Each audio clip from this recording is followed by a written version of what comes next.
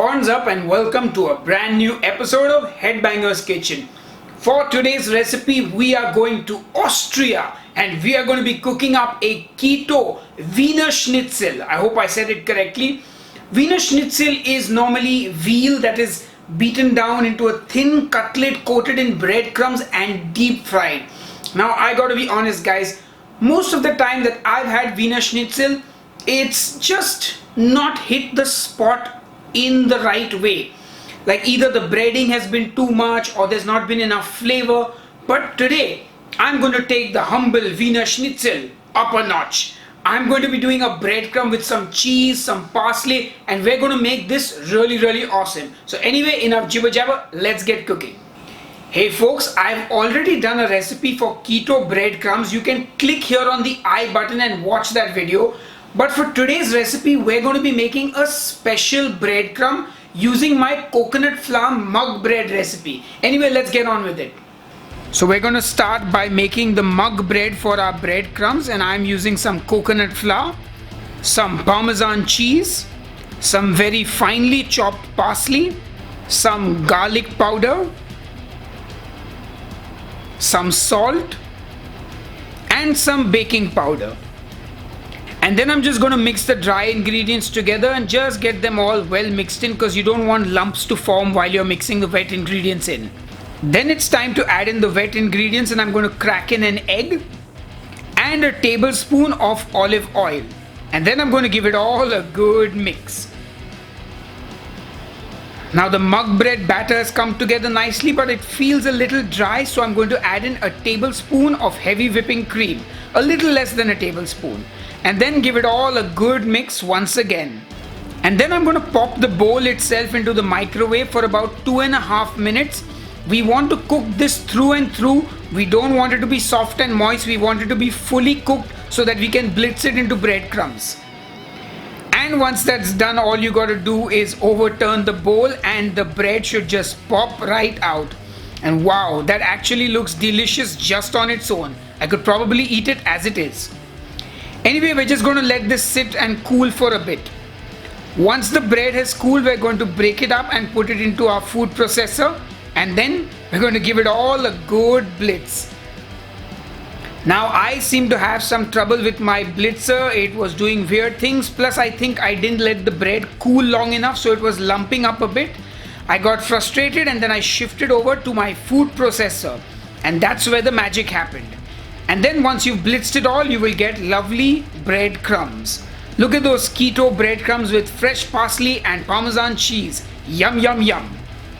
Now for this recipe, I'm using veal, but you can also use chicken or pork loin, whatever you fancy.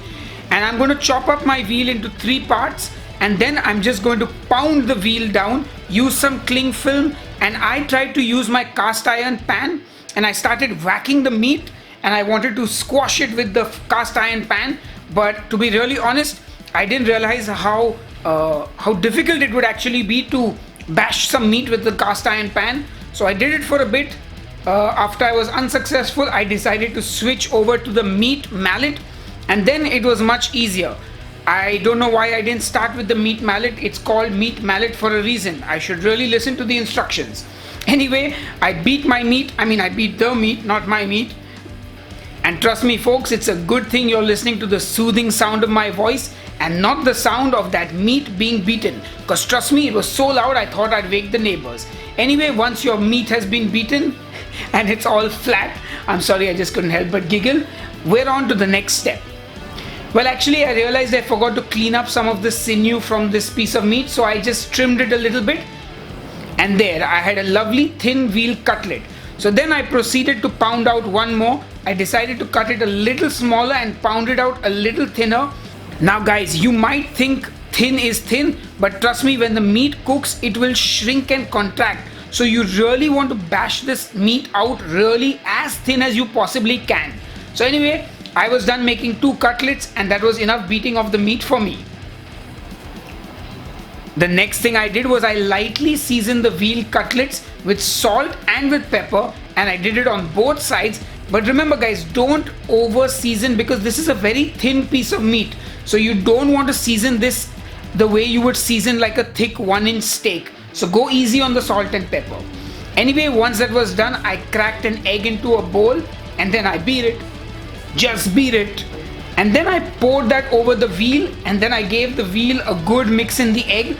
This sort of saves you one extra sort of plate to do the breading in, because you know there's that whole left hand, right hand, egg and breadcrumb and all that jazz. So anyway, I did it all in one plate.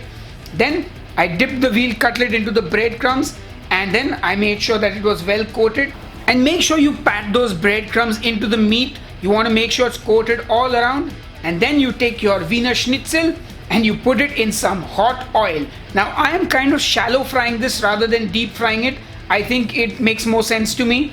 You can deep fry it if you like. You can even pan fry it with less oil. And I'm using olive oil, guys, since that's the first question you're going to ask me. What did you fry it in? Anyway, olive oil. Make sure that you get a nice color on the veal. It will not take too long to cook. And you know what? I use my tongs to sort of baste the meat while it's cooking, so it sort of cooks the top layer as well.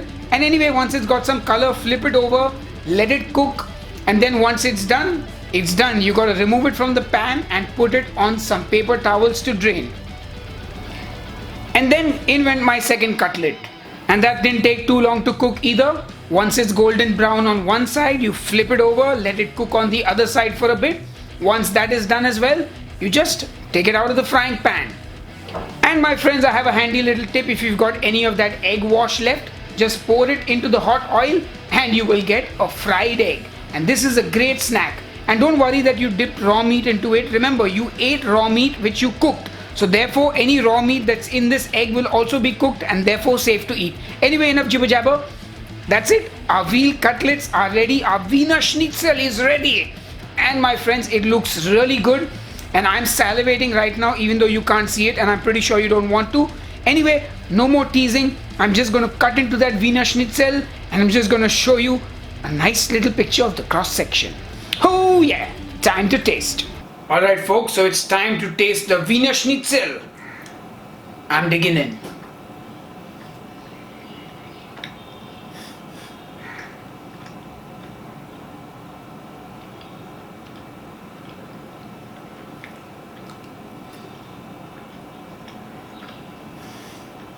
There is flavor.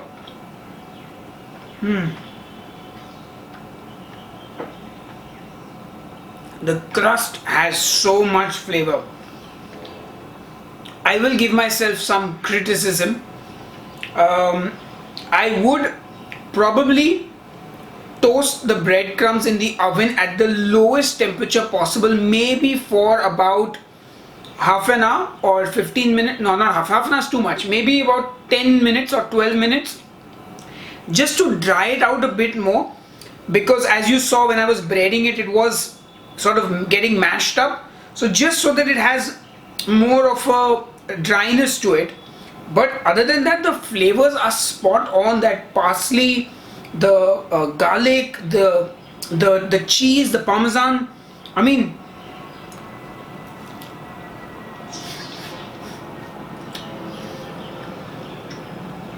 I'll see you on the next episode of Headbanger's Kitchen. Cheers and keep cooking. I'm just gonna go eat this now.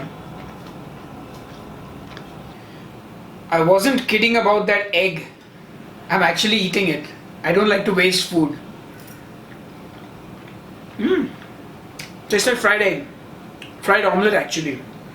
Quite delicious, and you don't waste any egg wash. Enjoy.